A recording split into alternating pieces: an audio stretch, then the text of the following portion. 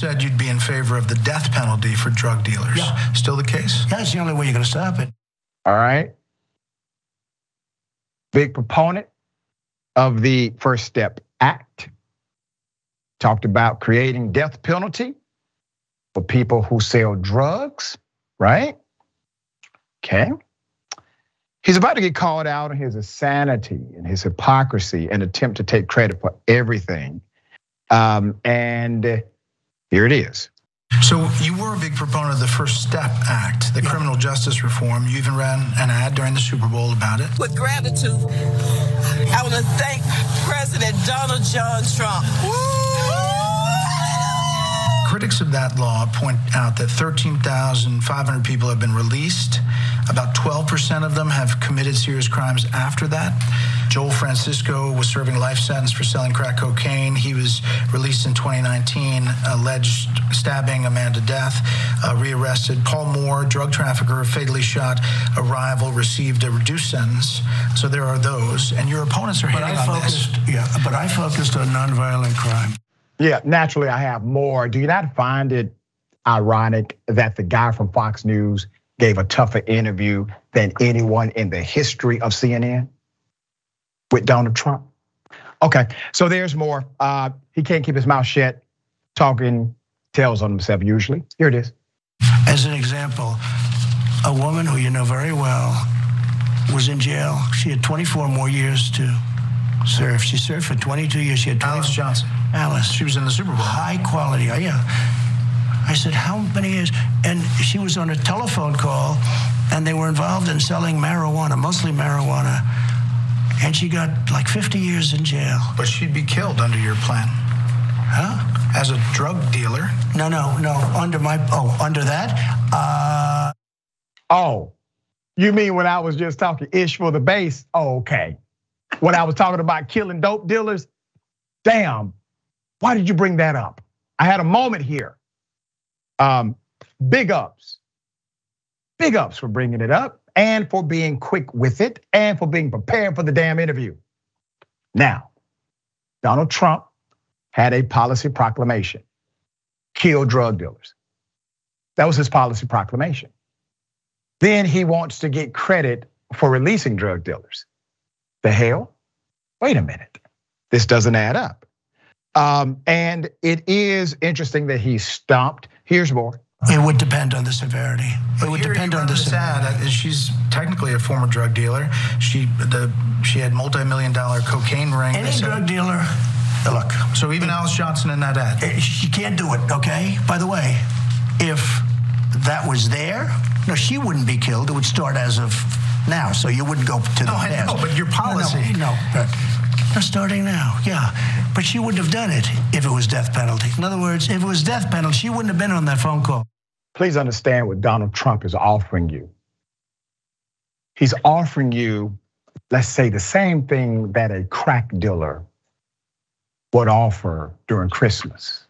Maybe giving away toys to the local community, handing out turkeys during Thanksgiving, showing to be a very, very just enlightened individual as it relates to these other things. Don't pay attention to this policy. Only pay attention to the shiny object I would like to distract you with. Donald Trump does not care about the ideology of conservatives. He does not care about the ideology of Democrats, progressives, etc. He cares about the ideology of Trump.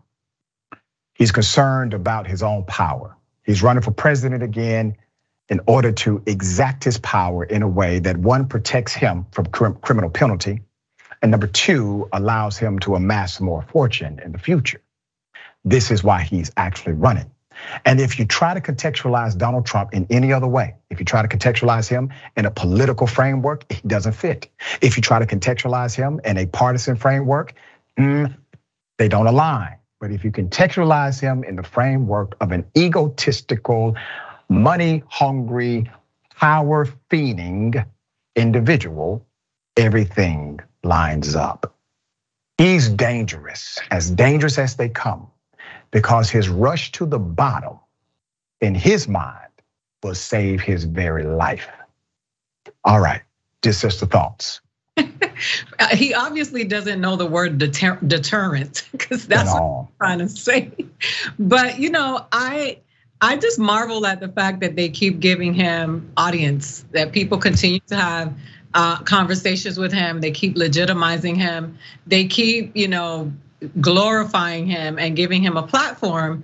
And that's very problematic. Donald Trump is an example of, the mediocrity of Americans that are privileged in basking in wealth that came, from on the backs of other people. We already know that he is an opportunist. He's an adulterer. He is proudly a sexual assaulter of women. All of these things. He's racist. He's sexist. All of these things he's said out of his mouth proudly, and then he has this constituency of people. I don't even call them constituents. It's a cult following of people who are aligned with him. They think like he thinks. They admire him. They think that they too can become billionaires if their fathers give them millions of dollars. It's just amazing to see the way people want to identify with the worst of us. And it has nothing to do with him being a Republican or a Democrat, because he's switched before. He's just playing the political system to get whatever he wants, and that's power, money, and fame.